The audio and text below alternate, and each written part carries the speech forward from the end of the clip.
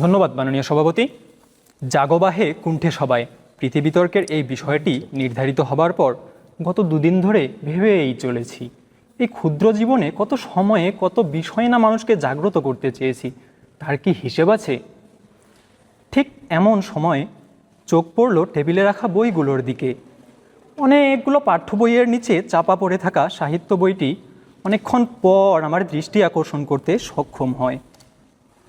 উপরের বইগুলোকে সরিয়ে অনেক কষ্টে সাহিত্য বইটি বের করে খুলতে শুরু করলাম। 52 পৃষ্ঠায় থাকা কবি কাজী নজরুল ইসলামের মানুষ কবিতাটি যেন বলে উঠল, মানুষের চেয়ে বড় কিছু নাই, নহে কিছু মহিয়ান। একটু থমকে গিয়ে ভাবলাম, পৃথিবীটা তো মানুষেরই জন্য, মানুষ হয়ে সর্বপ্রথম তো মানুষের পাশেই দাঁড়ানো উচিত। কিন্তু আমাদের পাড়ায়, গ্রামে, শহরে, দেশে বিদেশে কত মানুষই তো অবহেলিত, উপেক্ষিত, কখনো কখনো তো বর্জ্য সমতুল্য। টেবিল ছেড়ে ঘরের বাইরে বের হলাম। বের হতেই দেখি বারান্দায় খবরের কাগজ রাখা। আমার আবার খবরের কাগজ পড়ার বদ অভ্যাস আছে। শেষের দিকের একটা পৃষ্ঠার একটা কোণে একটা ছোট্ট করে একটা সংবাদ ছাপানো হয়েছে। কুষ্টিয়া জেলার 4 বছরের ছোট্ট ছেলে লাবিব, মা জন্মের পরই মারা যান। বাবা শারীরিক প্রতিবন্ধী, মহাসড়কের পাশে ভিক্ষা করেই সন্তানও নিজের জীবন বাঁচানোর জন্য সামান্য খাবার জোগাড় করেন। এক প্রকার অনাহারে থাকতে থাকতে লাবিবের চেহারাটা যেন সেই ছোট্টবেলায় পড়া আসমানি কবিতার আসমানির মতো হয়ে গেছে। পাশের কলমে ছাপা 3 অনাথ শিমুল কবিতা আর মৃত্যুর জীবন যুদ্ধটা তো যেন অসহায়ত্বের শেষ পর্যায়ে। রেল স্টেশনের প্ল্যাটফর্মেই তাদের জীবন কেটে যায়, সামান্যতম খাবারটুকুও জোটে না। সাম্প্রতিক সময়ে তো আমরা আরেক ভয়াবহ বাস্তবতার সম্মুখীন হচ্ছি, মা বাবার প্রতি অবহেলা।